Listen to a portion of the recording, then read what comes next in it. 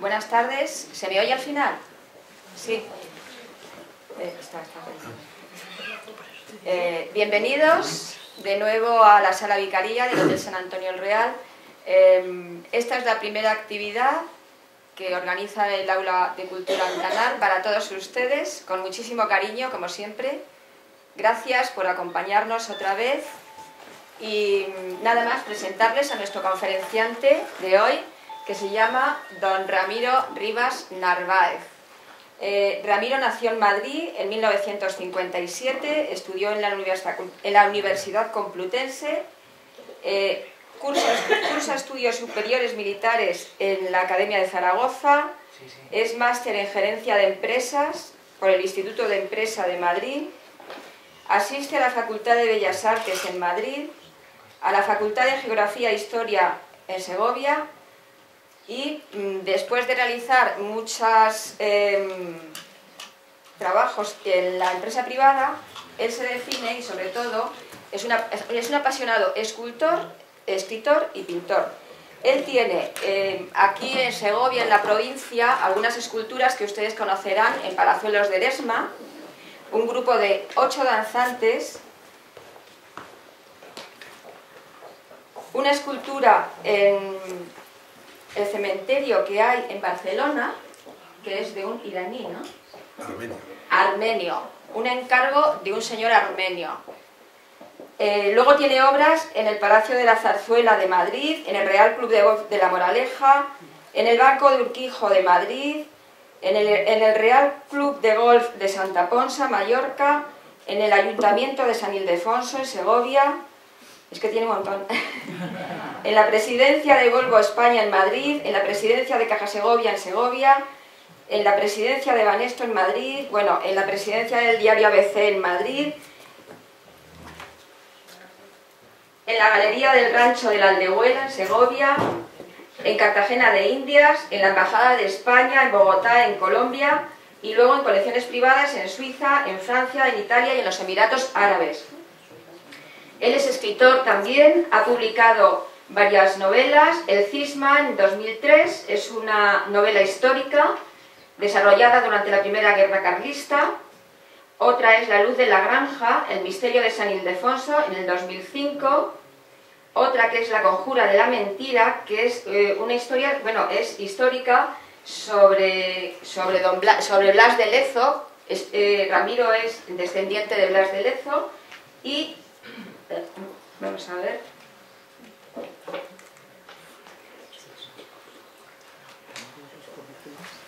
Otro libro es El castillo del monje, del 2009, Las lágrimas de Cristo, del 2010, y la última, ¿no? Carlos de Habsburgo y Trastámara, Un sueño imperial. La penúltima.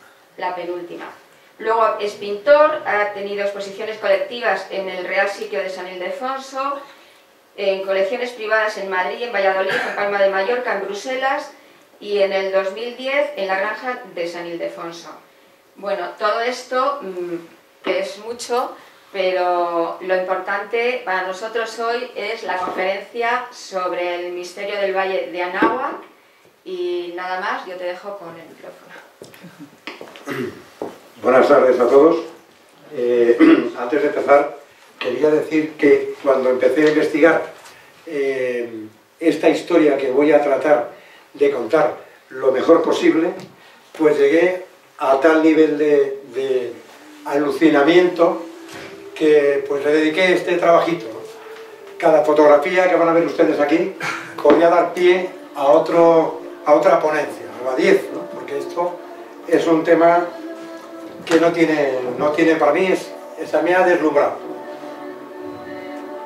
Lo titulo El misterio en el Valle de Anáhuac. Es un valle que se encuentra en Mesoamérica, en México.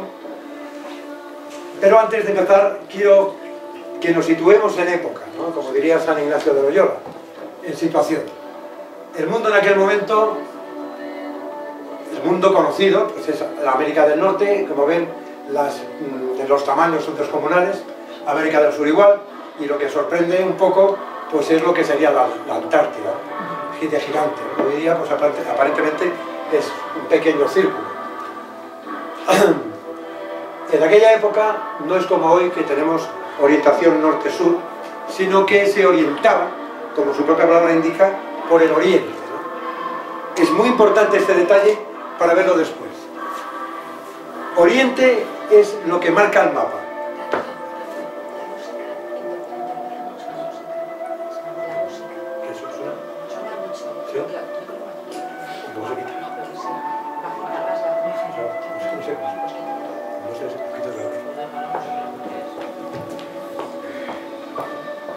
Bueno, entramos en Mesoamérica, es una superficie inmensa, 6 veces España, compuesta de cientos de tribus en aquella época. Estamos hablando de la época principios del siglo XVI. Todas estas tribus pequeñitas que hemos enseñado quedan sometidas al imperio azteca. ¿Quiénes son los aztecas?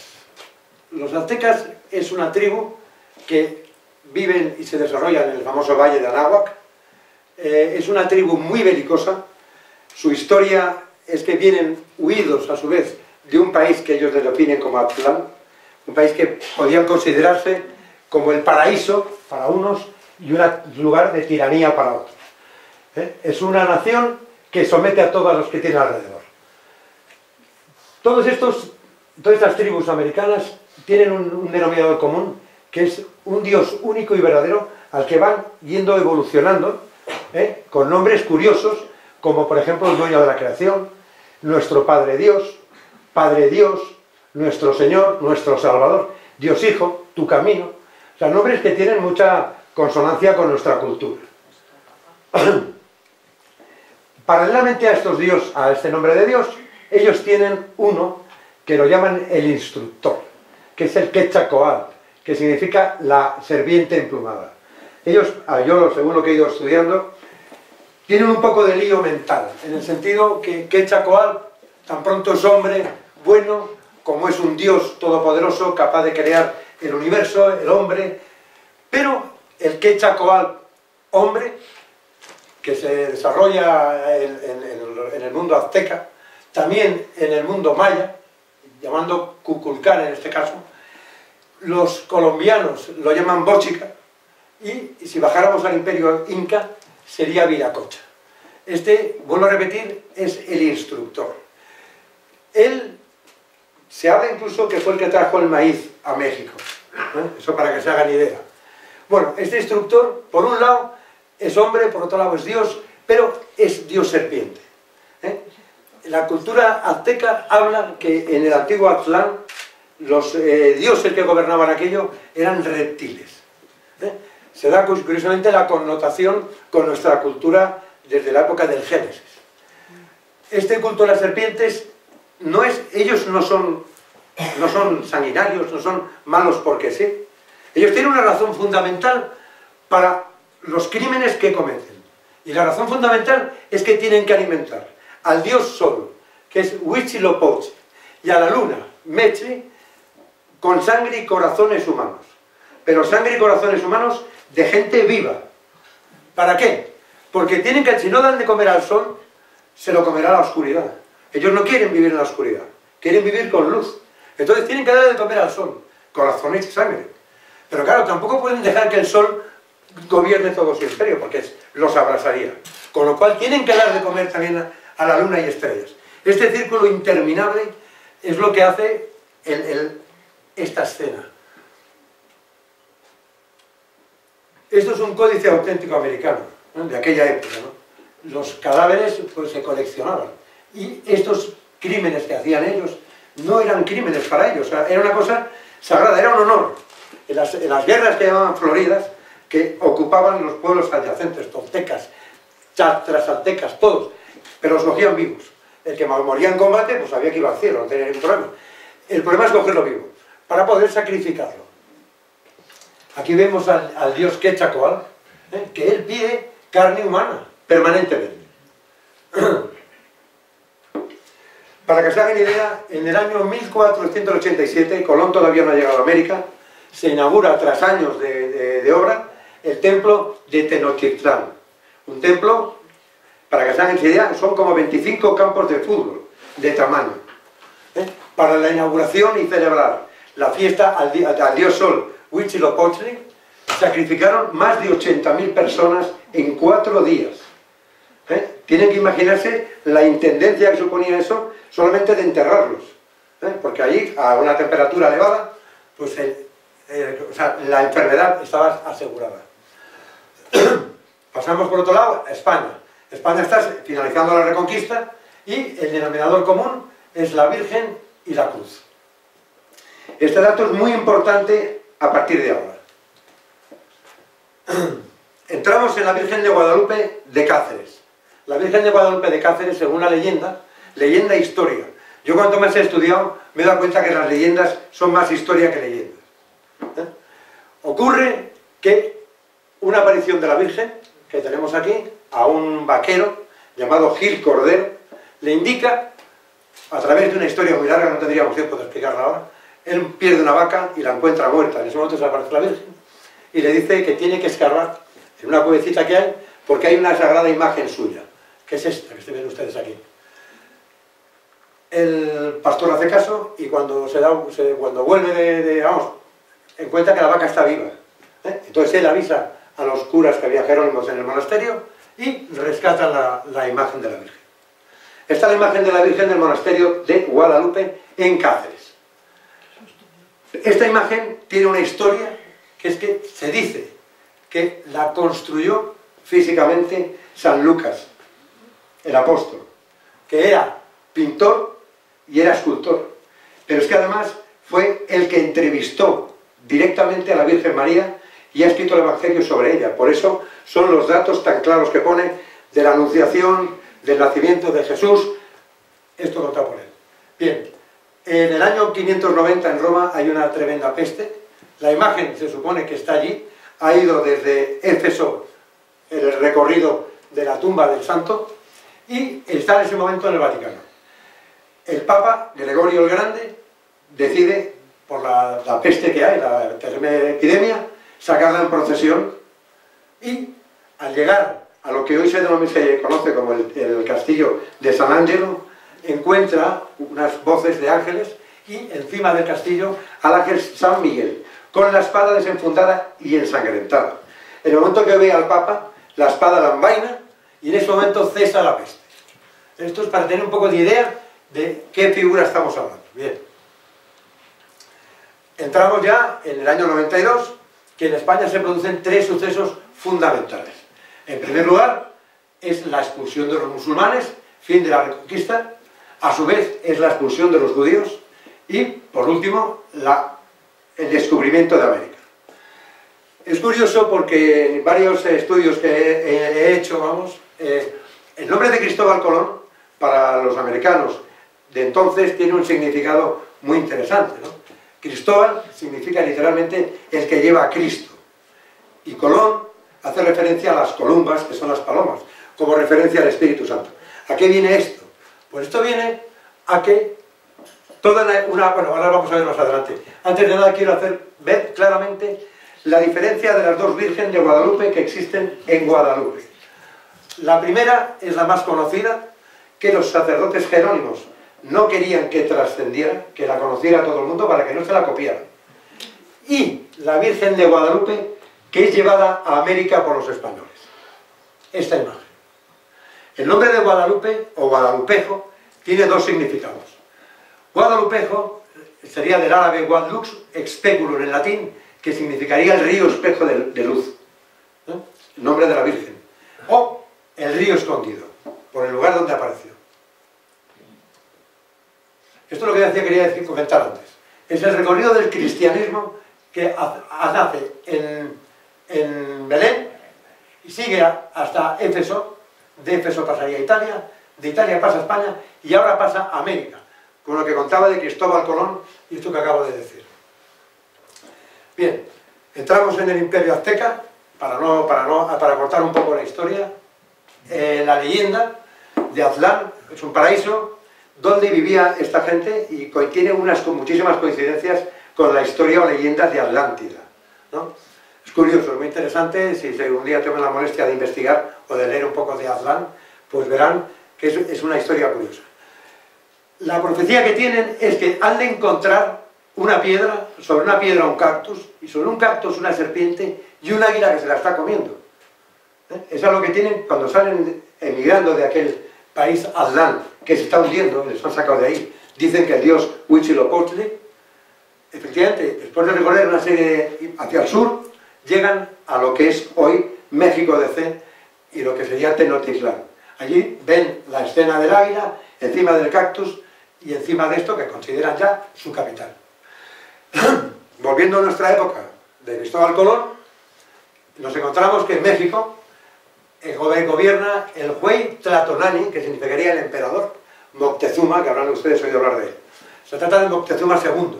El final de la palabra, que es chin, es como un título de nobleza, es como una cosa de dignidad.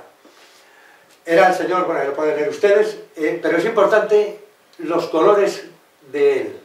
De todo emperador tenía el verde esmeralda, el azul turquesa y el blanco y luego el negro también. Son los colores del emperador. Es muy importante también ese detalle.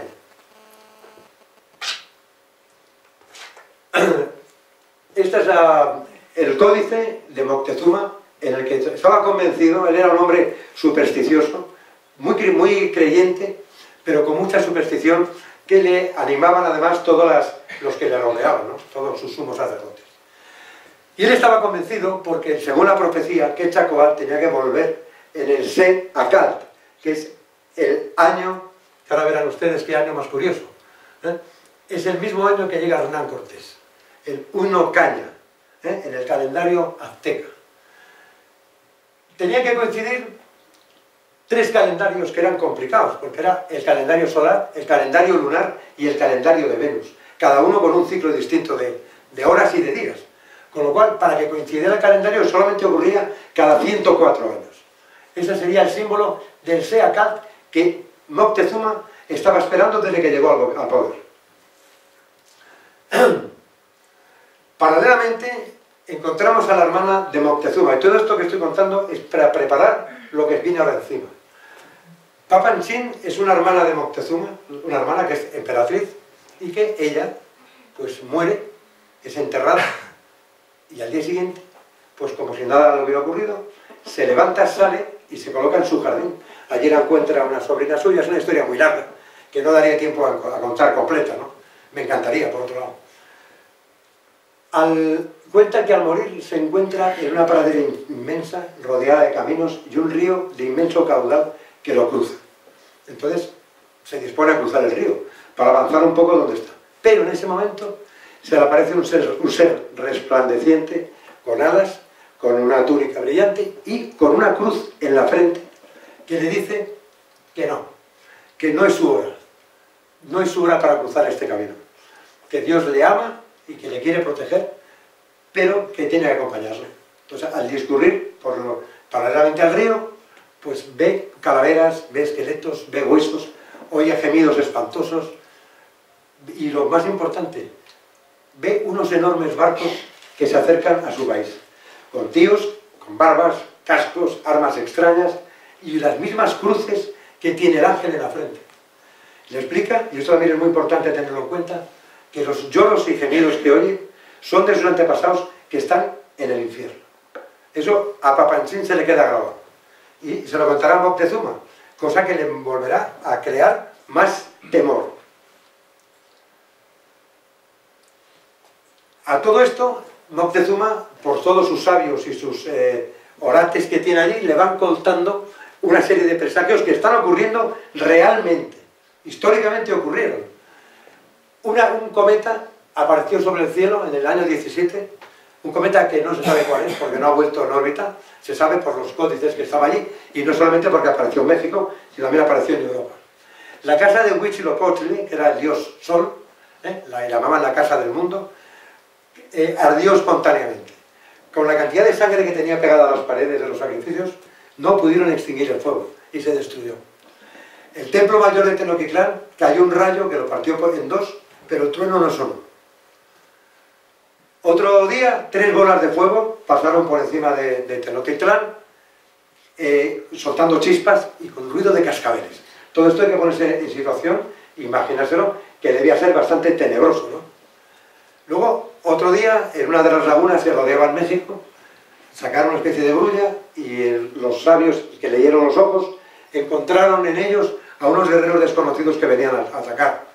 Y luego, esto no he podido averiguar de dónde sale, encontramos unos hombres de 2 cabezas que al llevárselos a Moctezuma desaparecían.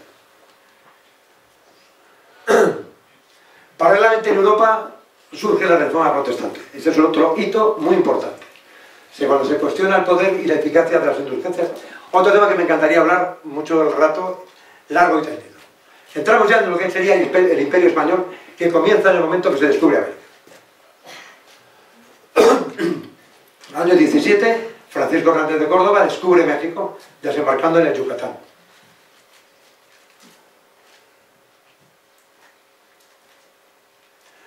...19, 2 años después, ya por fin aparece Hernán Cortés. Es muy importante estos detalles. Él le acompaña un estandarte de la Virgen María y él tiene la casualidad de llegar a México el viernes 11 de abril del año 19.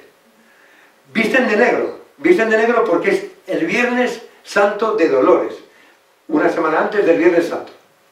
Por tanto, la tradición así marcaba a los españoles que tenían que vestir de negro. Pero para los indígenas estaban ya próximos a la llegada de Quetzalcóatl con el Seacat, el famoso año, y saben que estos tíos que han llegado de negro tienen que tener que ver con Quetzalcóatl. Ese día era el único día del año en el que se celebraba ese dios, y que vendría de Oriente, de donde venía Cortés, que era blanco, barbado, como él, y que vestía de negro, con lo cual, como se diría actualmente, verde y con asas. Eran los mensajeros del dios Culebra. Empieza la guerra en México. La guerra en México, hay un refrán que tienen en México los propios mexicanos que me hizo mucha gracia, que dicen que la conquista americana la hicieron los indios y la independencia los españoles. Esto es auténticamente cierto. Como pueden ver aquí, después de una serie, unas batallas atroces, porque indio que caía a mano de los indios lo descuartizaban y se lo comían, vamos. Pero cuando entran los 600 españoles aproximadamente que había como tropas en Tenochtitlán, con ellos entraron tlaxcaltecas, texcocanos, huejotzincas, chalcas, cholultecas, otomíes, mazahuas, toltecas, totonacas, etcétera, etcétera, etcétera. Cerca de 200 o 300.000 hombres. Guerras que tenían, todas esas tribus habían sido sometidas por los aztecas y era el momento de su venganza. Y se dieron bien buen pie para ello. Se produce desde la derrota de los incas, de aztecas, una época de paz de 7 años aproximadamente, de 4 años, que gobierna Hernán Cortés. La figura de Hernán Cortés ha sido totalmente desvirtuada de lo que realmente es. Es una persona que habría que escribir mucho acerca de él, porque no tiene nada que ver lo que sabemos con lo que es realmente. Nada de asesino, nada de despelleja indios. Setú tiene la mala fortuna, aquí cometió un error muy gordo, que es que por celos había mandado a un español, que era Cristóbal de Olid, a conquistar las Honduras. Se enteró que se había sublevado contra él y que se quería enfrentar. Entonces abandonó México, dejó el poder en manos de la primera audiencia, al mando de un tío, de un sinvergüenza, llamado Nuño Beltrán de Guzmán, que arrasó con todo lo que quedaba allí. Pedro Alvarado, otro también es conocido, pariente del famoso Alvarado, se pasó 10.000 pueblos con la nobleza azteca, cosa que empezó a sublevar a los indios. Tanto así que el obispo que había entonces allí, que era Juan de Zumárraga, mandó una carta con mucha historia, porque no le permitían que este obispo pudiera ver a los indios, porque los indios le iban a llorar. Entonces él quería a toda costa que Carlos I de España, V del Imperio, supiera lo que estaba pasando en México.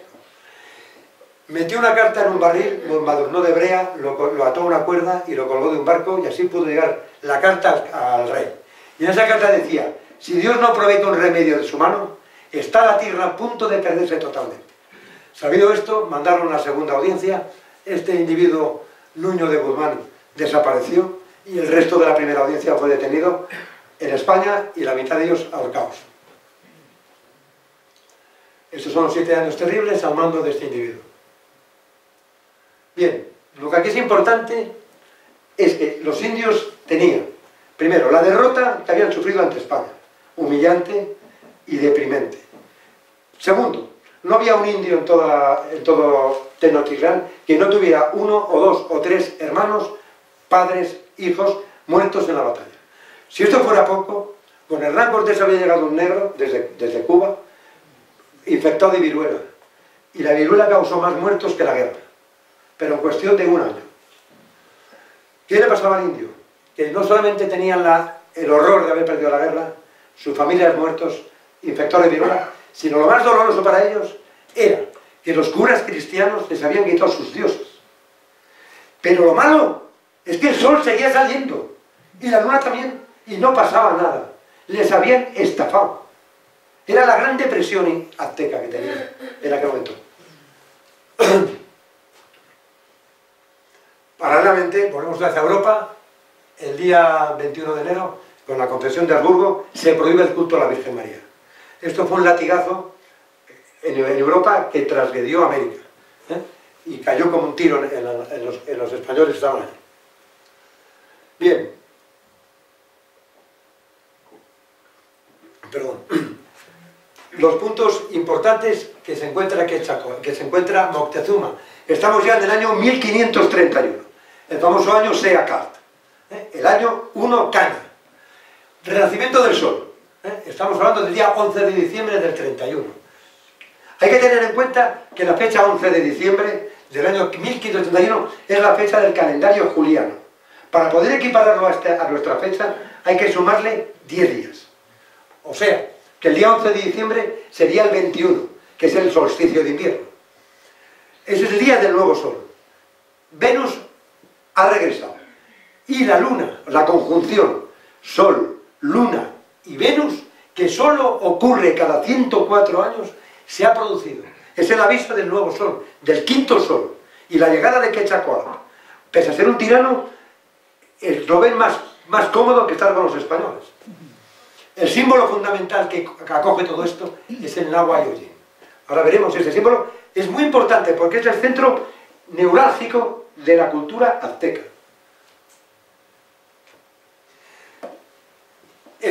Llegamos en el mes de marzo y se produce luna nueva. Pero lo peor es que hay un eclipse, un semi-eclipse. Luna nueva para los aztecas es lo peor, es un mal augurio. Algo va a ocurrir. Es malo, creen que es malo, porque es luna nueva. Y además encima con un eclipse. Marzo del 31. Agosto, encima aparece el cometa Halley, que esto ya era, bueno, o sea, un cometa, una estrella fugaz que pasaba ya, era un simbolismo para ellos. Que apareciera Halley, cuando había habido un eclipse, un semi-eclipse, un híbrido, con una luna nueva, que aparezca Halley ya era todavía más peligroso. Este es un códice auténtico de la época. Lo llaman ellos Siwilt. Llegamos al mes de septiembre. Y en el mes de septiembre, ya bueno, esto ya es el colmo porque es un eclipse total del sol. Mes de septiembre. Y luna nueva otra vez. O sea, para ellos esto es ya el terror. Les han quitado sus dioses, nos han metido unos dioses nuevos, con la peculiaridad que para los aztecas todo aquello que no tenga raíz antigua, es mentira. Los cristianos vienen, te predican que Dios ha sido crucificado, pero los que le están contando eso están yéndose y violando a sus mujeres, entonces no les cuadra nada. Además de esto, es una religión que llega nueva, sin raíz. Ellos no tienen raíz de cristianismo, con lo cual lo rechazan. Estamos ya llegando a una fase que estos están como en el momento de saltar, porque algo gordo va a ocurrir. Y llegamos ya, para centrar un poco más la historia, al monte Tepeyac. Aquí había bueno, en fin, el cerro Tepeyac es un cerro que está cerca de México, del CEP. Es un monte a una altura de 2.300 metros, pero desde el suelo pues, solamente a 40. La temperatura que hay en este cerro, en el mes de diciembre, que es a lo que viene a continuación, en la semana del 9 al 12, que es la Pascua azteca. Lo llaman, bueno, el nombre es impronunciable, como pueden ver aquí. Es el 13 Caña. Como ven, coinciden los dos. es la entrada del nuevo sol, porque es el solsticio de invierno, y entonces es la época de la Pascua azteca, a la que lo llaman ellos rumbo a la casa de la luz, o hacia la tierra de la sabiduría. Tonantzin. Ahora viene aquí lo importante. En ese cerro, desde antiguo, tenían la cosmovisión, los antiguos aztecas, de ir a ver a una diosa que se llamaba Tonantzin. Tonantzin significa nuestra mamaíta, nuestra madrecita venerada. Ella, según la leyenda, porque los aztecas eran de dioses duales. O sea, había un dios bueno, Tonantzin, y un dios malo, que era Cuauhtémoc. El dios bueno había tenido un hijo, siendo virgen, es importante este detalle, que se llama Huitzilopochtli, que es el dios sol. Este detalle es muy importante. Es una madre virgen. 9 de diciembre. Este señor que vemos aquí es un indio de la raza de los toltecas, que tiene, le llaman el peregrino, porque va a catequesis todos los días, recorre una distancia de unos 21 kilómetros. Se levanta cada día como a las 2 de la mañana para poder ir a catequesis católica en un pueblo que está en el quinto cuerno. Ahora vamos a verlo todo. De pronto, hay que ponerse también un poco en situación de noche cerrada, va abrigado con una capa, que llaman ellos ayate o tilma, que es una capa que va enganchada en el cuello y les cubre, como si fuera un capote nuestro, para evitarle el frío, porque es un frío. En este monte estamos hablando que la temperatura oscila entre 2 bajo cero y 10 en las horas de mayor calor. 2, 3 de la mañana. Y de pronto llega la primera aparición. De pronto oye una serie de pájaros, oye una serie de ruidos y de cánticos, 3 de la mañana, y de pronto se encuentra media ladera iluminada. Dice él, cuenta en un libro que luego veremos, que se llama Nican Mopowa, que las piedras reflejaban como si fueran tesoros, esmeraldas, turquesas, y de pronto aparece una señorita, una niña, pero que él inmediatamente reconoce. Él ya está bautizado, se bautizó en el año 24, y la ve y sabe quién es. Entonces ella, esta niña, embarazada, este detalle es muy importante, le pregunta que a dónde va, y él, que sabe quién es, dice: mi reina, voy a tu casita con tus curas. Ella le explica después quién es, pero lo primero de todo dice: ¿quién? ¿A dónde vas? Y él le dice: pues voy a tu casa. Sabe quién es perfectamente. Esto es una cosa muy interesante, porque era un indio. Es curioso, ¿no? Él a la Virgen le cuenta que tiene que ir al obispo para contarle pues, lo que él ha visto, y que quiere ella un templo, pero no es para ella el templo. El templo es para el niño que lleva dentro, que es el liberador, el que ya ha oído hablar de él. Y el pobre pues va a ver al obispo. Yo me imagino, pues en aquella época, vamos, y en esta, ¿no? El ir a ver al rey, vete a decirle al rey que tienes que me haga una casa. Que yo no. Entonces el pobre dice: yo no. Y la Virgen le dice que sí. Se lo explica, le cuenta todo lo que ha visto, pero claro, imposible. Vuelve cabizbajo a la Virgen y dice: mira, lo siento, pero yo no puedo ir. O sea, búscate un noble, búscate a alguien de su categoría. Es muy importante, que se me ha olvidado decir, que la Virgen, vamos a ver si soy capaz de revolverlo al punto que yo quería, aquí.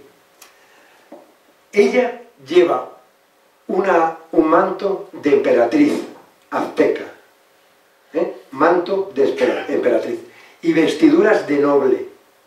Este detalle es muy importante, porque él, una de las cosas que ve, aparte de saber quién es que la ve una noble y emperatriz.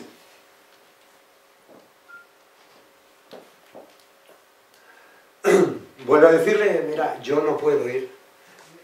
Y ella, la niña, virgen, le dice muy suavemente, con amor de madre, pero con rigor te mando, vuelve y dile quién soy, que esto no es de broma, que no estamos jugando. Y el pobre, pues arrea otra vez a ver al señor obispo. Le vuelve a contar la historia, y el obispo, pues me imagino la cara que pondría, que sería como esta, ¿no? Y le dice que, mira chico, déjame en paz. Vale, pues venga, vete, súbete y dile que mete algo, una prueba. A ver si es verdad, porque esto no me creo nada. El pobre chico vuelve arriba y se lo vuelve a contar. Dice, mira, es que no me cree. Y entonces le dice ella, le dice, bueno, vale, no te preocupes, vente mañana que yo te daré pruebas. ¿Qué ocurre? Que llega a su casa, estamos hablando de una distancia de 20 kilómetros, de casa a allí, ¿eh? Esto está a lo de México, donde iba a estudiar. Al llegar a su casa se encuentra con su tío, que calza 73 años, está enfermo de la peste y está a punto de morir. Le pide, él al verlo, sale como un cohete a buscar un médico, pero dice ella, no, médico no, me tengo que buscar un cura porque me estoy muriendo. Y el pobre indio sabe que como salga, se va a encontrar con la Virgen y no tiene ganas porque tiene que buscar un cura. Pero el tío sabe que la va a encontrar porque la va a buscar. Entonces lo que hace es lo siguiente. En vez de coger la ruta que cogía siempre, da una vuelta por el cerro, una vuelta del quinto cuerpo, para evitarla. Pero la Virgen le pilló. Y entonces le cuenta que está horrorizado porque su tío se está muriendo, que lo siente mucho, oye, déjame otro día. No, pero es que en ese momento, y simultáneamente, se lo intercepta a él en el camino, y a su vez está con su tío. Es a la vez. Al tío lo cura. Y hay una frase que es preciosa, que dice, no estoy aquí yo que soy tu madre, no estás bajo mi sombra, no soy yo tu salud, no estás por ventura en mi regazón, ¿qué más necesitas? Esto a mí me llegó al alma. Es importante que es a la vez. Ella, a su tío, no a Juan Diego, sino a su tío Juan Bernardino, le dice su nombre. Ha habido muchas polémicas sobre si el nombre de Guadalupe lo decía o no en nahual. No, lo dice en español. Ella le dice, Ka Newat Nisequisca Semicac Ixpolichi Santa María de Guadalupe. Virgen, la siempre Virgen. Esto en nahual, pero el nombre en español. Esto es importante porque cuando se supo de esto en América, los franciscanos no querían que la Virgen se llamara Guadalupe, porque la única Guadalupe que había era la de Cáceres. Y no querían que los indios tuvieran ahí una Virgen con el mismo nombre. Entonces decidieron que se llamara la Virgen del Tepeyac, cosa que los indios no quisieron, porque ellos decían, no, si ya he dicho que era Guadalupe. Esto es un dato muy importante. Quinta aparición, se vuelve a conocer al indio y le pide que vaya al monte a buscar unas flores. Se han denominado, hay varias versiones, dicen que son diferentes flores, otros hablan de rosas de Castilla. No lo sé, lo que sí que eran flores de muy poderoso aroma y bellísimas, y llenas de rocío. Hay que pensar que el cerro del Tepeyac estaba a estas horas a unos 10 grados, cuando recoge las flores, porque él sube, las recoge. La Virgen se las ve, los lleva en la capa, la Virgen las remueve y le dice que venga, que vaya como un cohete a ver lo mismo. A la vez que ocurre esto, el cometa Halley, que antes hemos hablado, llega al cenit, está justo en la vertical. Esto para los dioses es importante. El tema del Halley, el tema de las flores, por el tema de la raíz y la música que había en el cerro, todo eso es una connotación mística para los aztecas.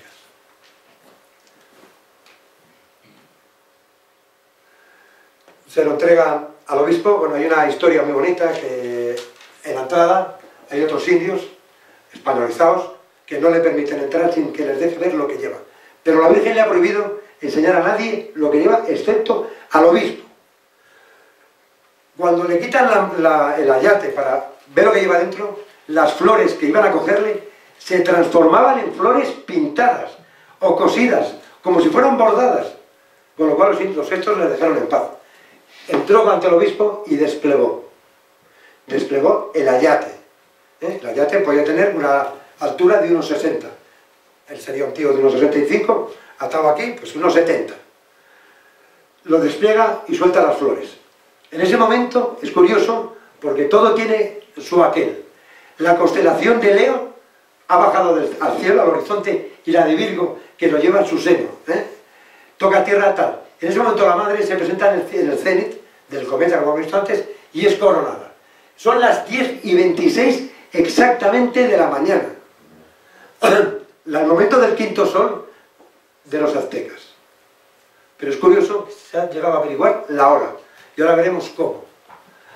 Esta es la imagen de la Virgen que aparece en esto. Bueno, tal cual. Así dice literalmente en Nican Popagua: se apareció de repente la amada imagen de la perfecta Virgen, Santa María, Madre de Dios, en la forma y figura en que ahora está. Fue plasmada directamente tal cual se ve, sin tanteos ni rectificaciones. Los indios la llaman achiporita, que significa no hecha por mano humana. Luego ha habido estudios, bueno, premio Nobel en el 38, pero ha habido muchísimos más posteriores, intentando averiguar, de la NASA inclusive, qué es esto. Tengan en cuenta que esto que ven aquí es un saco, pero un saco de patatas, con un nudo como mi yema. Un saco, o sea, no es un lienzo. Yo que pinto, cuando tengo un lienzo, pues tengo que pintarlo de blanco para que me coja, tengo que tensarlo, para que no haya una arruguita y tal. No, no, esto es un saco, que llevaba el tío colgado en la espalda y ahí se queda impregnado esto. Bien. Ya ven que aquí ahora la túnica es azul, porque tiene la peculiaridad que cuando uno está a 2 centímetros de distancia, la túnica es azul. Si se van alejando se pone verde. Y dependiendo de la intensidad de la luz, cambia. Bien. Por su raza es mestiza, no es raza blanca, ni tampoco es india. El mestizo en ese momento no se conocía en América, no había habido tiempo. Alguna niña, hija de alguna pobre india violada, pero nada más, no había mestizos. Y lo curioso es que el nombre, María, y el nombre, vamos, María y Guadalupe, es nombre judío y nombre árabe, que son las dos razas expulsadas de España en ese momento y enemigas entre sí. Que es que tiene guasa la cosa, ¿no? La cantidad de coincidencias, pero vamos a ver. Bueno, los españoles, claro, en cuanto la ven la reconocen, porque es la misma vocación que tienen ellos. Es el manto azul, los rayos del sol, el manto azul, los rayos del sol igual. La única diferencia, pues el niño. Pero es la misma imagen, con la luna, el angelito, todo igual, aparentemente. Tonantzin, para los indios, es la misma vocación. La Tonantzin que conocían del cerro del Tepeyac, pues se les ha transformado en la Virgen de Guadalupe. La misma mujer, madre, la madrecita venerada, que tanto tiempo llevaban esperando. Para ellos no tiene pega. Es la misma española, pero con los símbolos y los jeroglíficos cargados de ellos de la cultura azteca. Si las comparamos, pues encontramos lo siguiente. Esto es muy importante, presten atención, por favor. La imagen mexicana, la imagen española. Con la cabeza cubierta, la cabeza descubierta. Niño Jesús en brazos, niño en el vientre. Pero falta algo. Ella está en Oriente, y esta viene de Occidente. Es curioso, es como si el sol discurriera de Oriente a Occidente. Claro, pero falta una cosa, falta algo, porque pasa de embarazo a un niño ya madurito. ¿Qué es lo que falta aquí?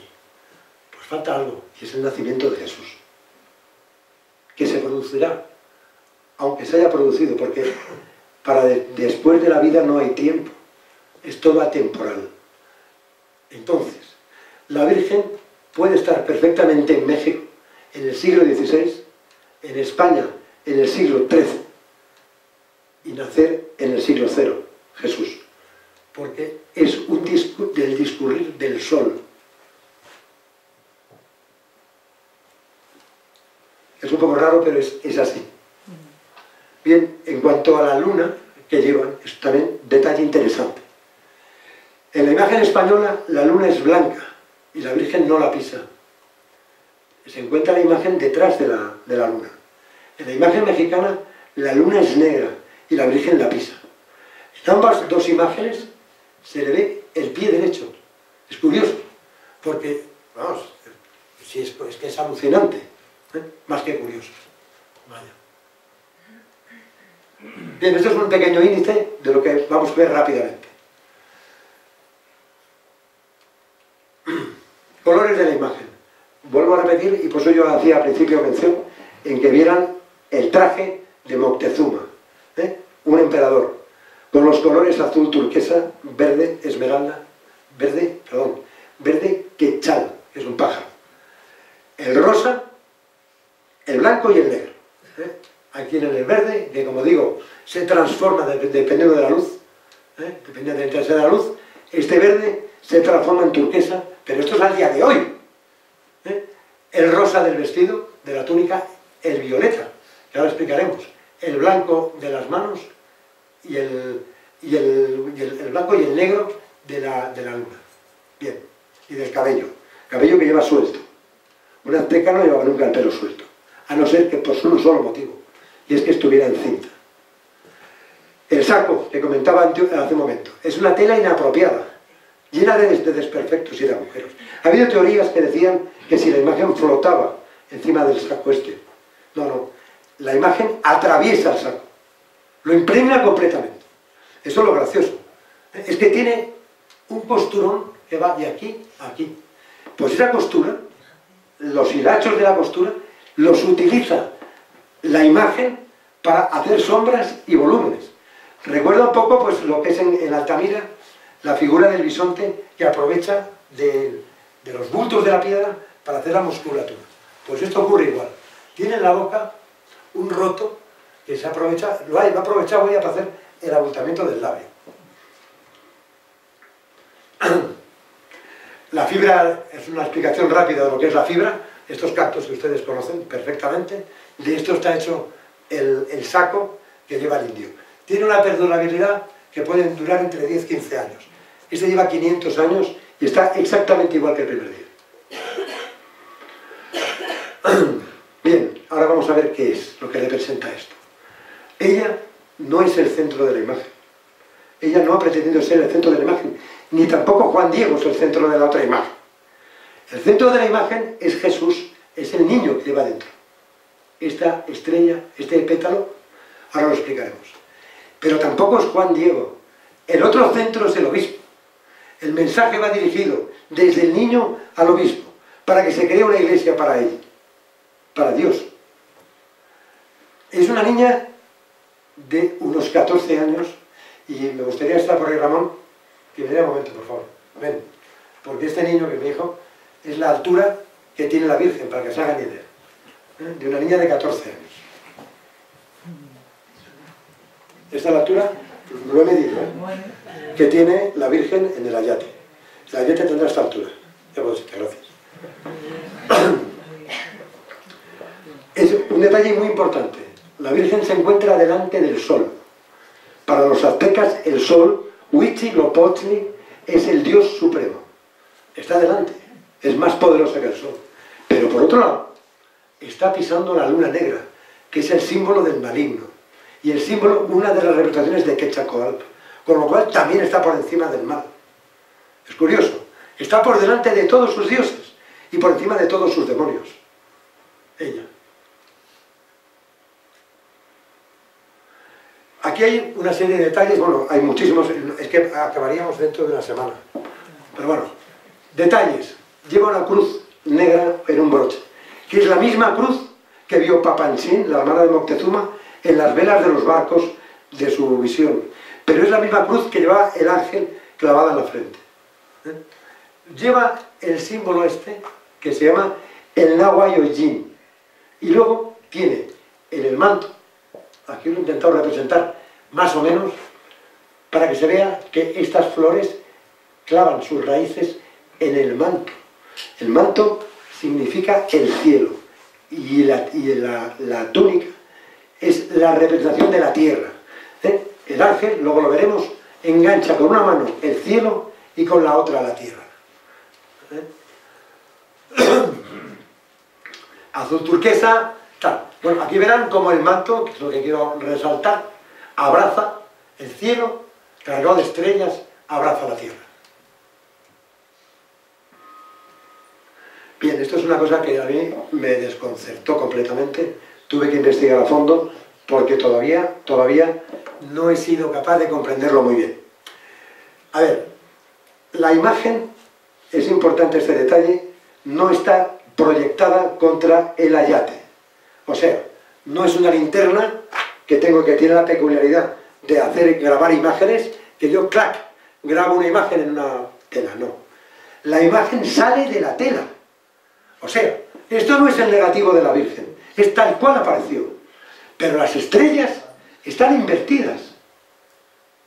Entonces, después de muchos estudios científicos, y esto es verídico, se ha podido deducir que las estrellas están grabadas desde detrás del universo. No sé si esto es fácil de entender. Fácil no es, ya sé.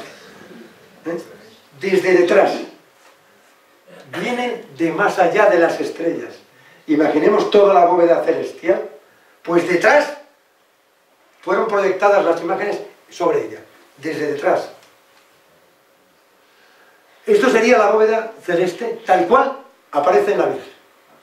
Para tener una referencia, aquí, a ver si sale aquí. Esto sería el famoso carro, la Osa Mayor que vemos. La Virgen ha aparecido orientada hacia oriente,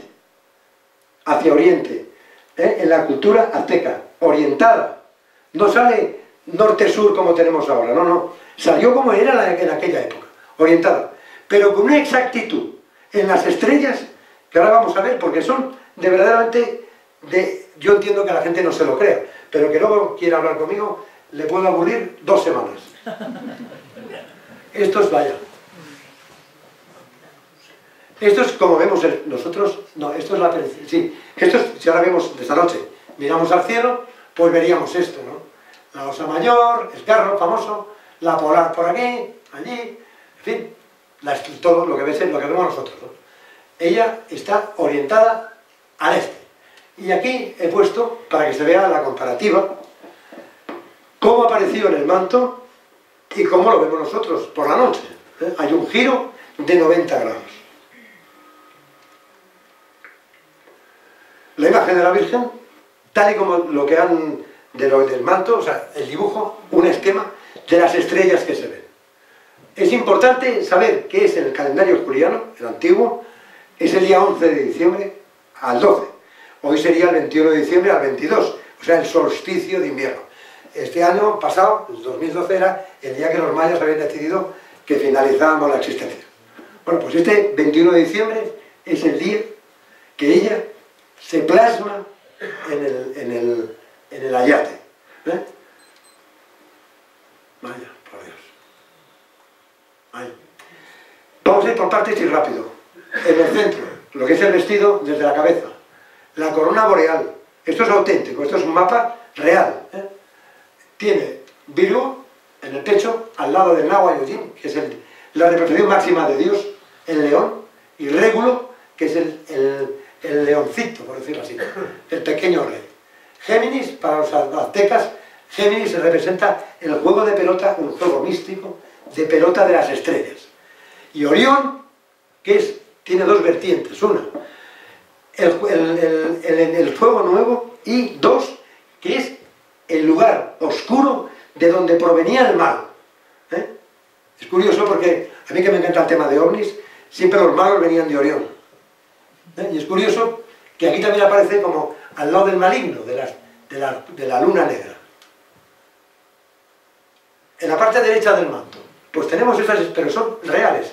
La Ofiuco, Libra, Ofiuco sería esta, Libra, Hiedra aquí, Libra aquí, Escorpio, Lobo, Centauro, la Cruz del Sur y la estrella última que sola, solitaria, Sirio.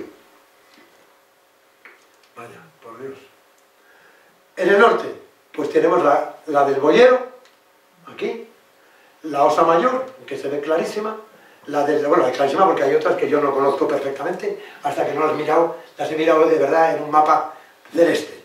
La Caballera de Berenice, los Canes, la Osa Mayor, el Áuriga, Tauro, orientación hacia oriente. La Luna. Yo esto me he tomado la molestia de que no me lo creía, o sea, yo en principio las cosas no me las creo del tirón, tengo que averiguarlas por mi propio de verdad, si son reales, ¿no? Bien. La Luna aparece así en la Virgen, yo he entrado en Google, he entrado en calendario lunar, me he ido a la fecha 22 de diciembre del año 1561, porque ya están ajustadas las fechas del juliano al gregoriano, y la luna que había esa noche era esta la he sacado del ordenador. 9% del tamaño real, que es exactamente igual a la que aparece aquí. Proporción áurea en la Virgen. Es una pena que podamos poner, bueno.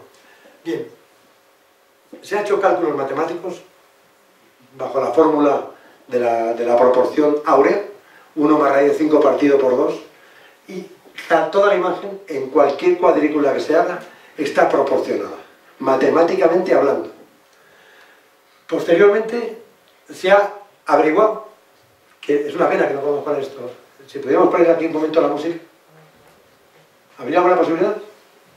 Porque es que me interesa mucho que escuchen la música que se ha sacado de la Virgen.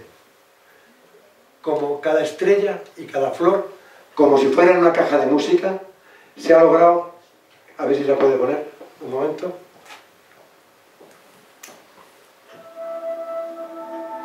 Esta música se ha sacado de la imagen.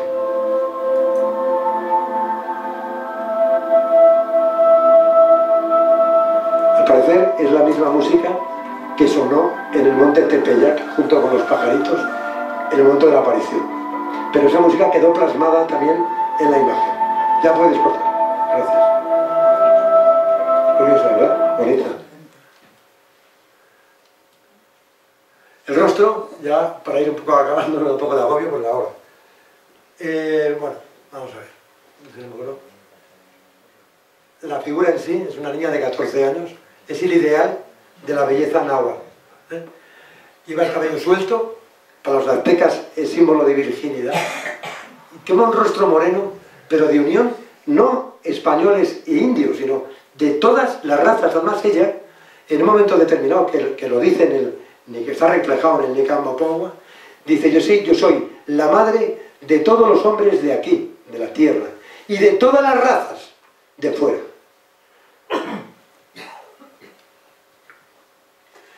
Los ojos. Vuelvo a repetir que la figura está plasmada en un saco. En un saco.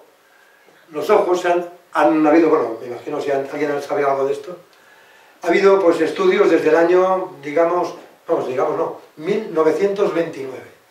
Se ha averiguado que en los dos ojos, en los dos a la vez, con la deformidad que da el mirar con el ojo izquierdo y el derecho, esta figura, que es lo que me da el relieve, se han encontrado 13 figuras humanas. 13. Esta la han entresacado para que se vea. Aquí hay una familia de 7 personas. El padre, la mujer, con un saquito con un niño, y otros 5 niños alrededor. Aquí. Esto es auténtico. Probado por 50 científicos y oftalmólogos. Pero hay más magia todavía en esto. Lleva la Virgen en la imagen unas pulseras que pretendo que a ver si se ven bien. Más o menos aquí, con dientes. Las he marcado un poco, verán ahora. Bueno, esto es la flechita, pero lo que más me interesa es que he marcado el dibujo para que se pueda ver desde atrás. Hace dientes y en cambio aquí es redondeada. Son 2 pulseras doradas.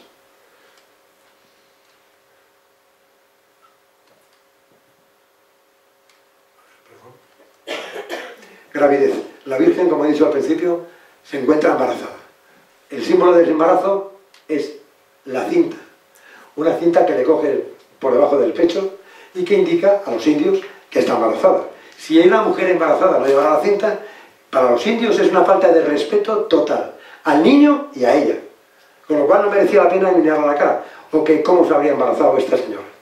Esto es una cultura muy seria. Vuelvo a decir que los indios estos no eran sanguinarios ni eran bárbaros, tenían una cultura muy profunda.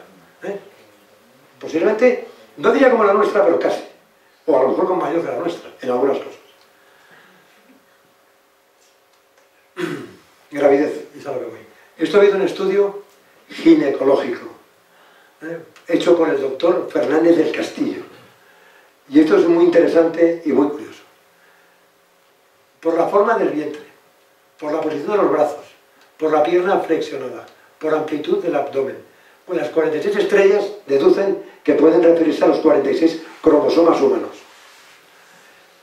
Pero la condición del ginecólogo obstetrista, como se llame, lleva a un diagnóstico de una mujer en embarazo de término, en mujer joven y sana, por lo que habría que esperarse un parto en fecha próxima.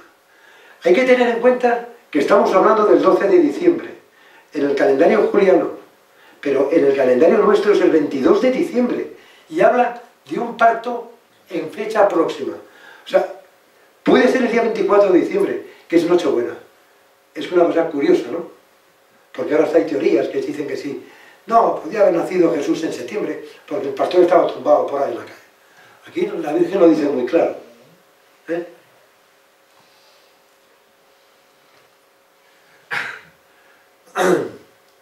Bueno, el pie es un detalle que para los indios, vuelvo a repetir, la luna negra es símbolo demoníaco, es una representación también del Quetzalcóatl, su dios sanguinario.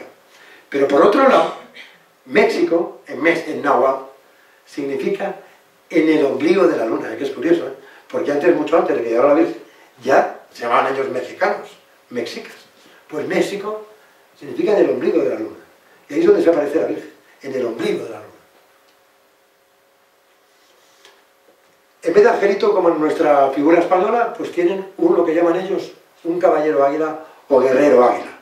Estos eran una raza, una élite de unidades especiales de aztecas combatientes. Pero eran un combate tanto físico como psíquico, psicológico y espiritual. Pero por otro lado, el niño se le ve calvo, con ojos grandes y orejotas gordas. Como tenía que ser un mensajero, tiene que oír bien, ver muy bien, y el corte de pelo era por dos motivos. Las tribus americanas se cortaban el pelo hasta la mitad de la cabeza, rapado al cero. Y aprovechando eso, los sacerdotes cristianos, niño que era nuevo bautizado, le rapaban el pelo de esa manera para que fuera merecido por la sangre de Dios. O sea, volvían a coger la tradición azteca. Bueno, esto ya es un poco el resumen, y ya lo llamo efectos, proyecciones y curiosidades, ¿no? Porque esto es para tener ya unas referencias finales. 7 años después de la aparición de la Virgen, los indios, reacios a aceptar una cultura de un dios al que habían crucificado, y que ellos violaban a sus mujeres. Unos tíos que no cumplían, que se habían cargado a su propio dios crucificándole. Una religión que venía sin raíces. A raíz de la aparición de la Virgen, en 7 años se convierten 9 millones de indios. Un promedio de 3.000 indios diarios durante 2.600 días. Luego habría más, pero en 7 años fue la gran masiva conversión con los franciscanos. Este es el famoso Nicamapoagua, que es el libro escrito por Antonio Valeriano pocos años después, en el año aproximadamente 45-48 de la aparición. Nicamapoagua, si lo tradujéramos al español, bueno, significa aquí se narra, pero si habláramos del Quijote, pues en vez de titularlo Don Quijote de la Mancha, diríamos en un lugar de la Mancha, pues eso es eso. ¿Qué cosa tiene este libro de curioso? Este libro no lo podían leer ni los españoles ni los indios. Estaba escrito de esa manera. Antonio Valeriano era un indio sabio que estudiaba con los jesuitas, perdón, con los franciscanos. Lo tenían como elegido de sabio, bueno. Consiguió escribir en caracteres latinos el idioma náhuatl. El idioma náhuatl se escribía con símbolos, con lo cual un indio docto que leyera perfectamente el náhuatl, esto no lo podía leer porque estaba en letra castellana. Pero un español tampoco podía leer nada porque estaba en un idioma que no hay quien lo entienda. Acatopa, quimotichite. Era una clave. Y este libro transgredió, o sea, ha pasado ahora ya así, ¿no? Porque ahora ya se sabe, se puede traducir. Pero es muy interesante, ¿no? Ese detalle, que lo pusieron en un idioma que no podían entender ni indios ni españoles, solamente los más eruditos. Bueno, a ver, si me ha pasado alguna, no. Bueno, en el año 71, 40 años después de la aparición, el marino Andrea Doria, al servicio de España, en la batalla de Lepanto, pide llevar a la Virgen de Guadalupe como estandarte. Esta batalla, que era crucial para la continuidad del cristianismo, Papa San Pío V en aquel momento, hizo rogativas y rezos del rosario salvajes entre todos los cristianos para conseguir que se venciera. Y fue gracias a un cambio de viento que la flota española e italiana pudieron derrotar a una masa ingente de turcos con la Virgen de Guadalupe. Desde ese día, los que yo rezo rosario diariamente, en la letanía rezamos auxilio de los cristianos. Pues esa parte de la letanía viene de este día. Cada vez que lo lean o lo recen y recuerden auxilio de los cristianos, que sepan que fue este día con la Virgen de Guadalupe encabezando la flota española. Esta es la imagen auténtica que se guarda ahora en la iglesia de Madonna de Guadalupe, en el San Esteban de Abeto, la imagen que se llevó allí. En el año 76, el Papa Gregorio XIII, el famoso, el que cambió el calendario, vamos, y el que recopiló el canto gregoriano, declaró indulgencia plenaria a la ermita del Tepeyac, donde se guardaba la imagen de la Virgen.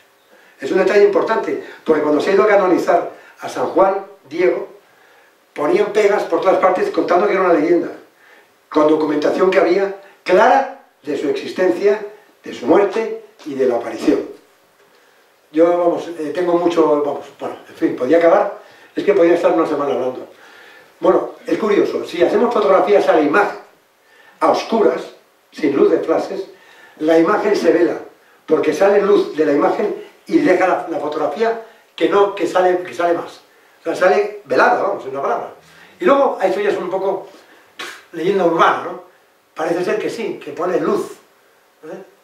Pero bueno, esto no es oficial. Esto, porque lo he encontrado, y curiosamente sí parece que pone luz. Pero vuelvo a repetir que esto no es dogma de fe. Esto no. Este es Juan Diego, que fue canonizado por el Papa Juan Pablo II en el 90 y canonizado en el 2002. Reflejos. Esto es una cosa muy curiosa, porque el día que se ofrecía en México capital, hace relativamente poco, una misa por los niños mártires abortados, apareció en el vientre de la Virgen un reflejo inexplicable de luz. En el 2011.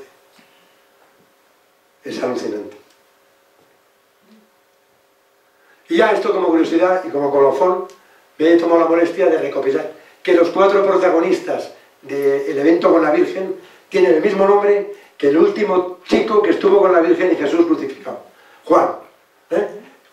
Juan de Zumárraga, el obispo, San Juan Diego, Cuatlachín, que es el macehual y el indio que le descubrió la Virgen, Juan Bernardino, el tío, y el padre Juan González, que fue el traductor, porque no hablaba español, Juan Diego, con el obispo, ¿no?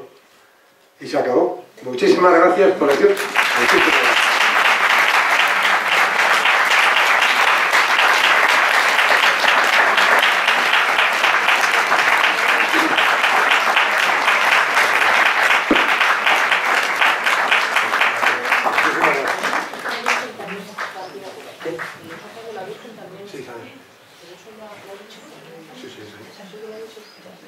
Yo no sé, ya no sé si lo he dicho. Sí, pues ¿sabes lo que se sale? Claro, es que... Sí. ¿Perdón? Lo digo para todos. No, es que no sé, es que no me acuerdo. No, es que cuando yo no sé qué lleva las cosas. ¿Cuál? ¿Las soltaron? Es que no estoy seguro de eso. ¿Saben 13 libras? ¿Hay una? Sí. Una de ellas creo que sí puede ser. Pero no se sabe, es un detalle que eso ya siempre no se sabe. Sí.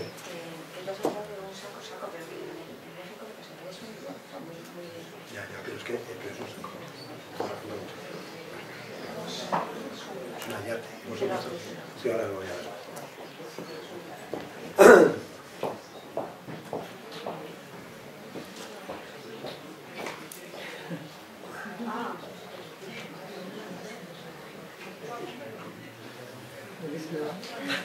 Yo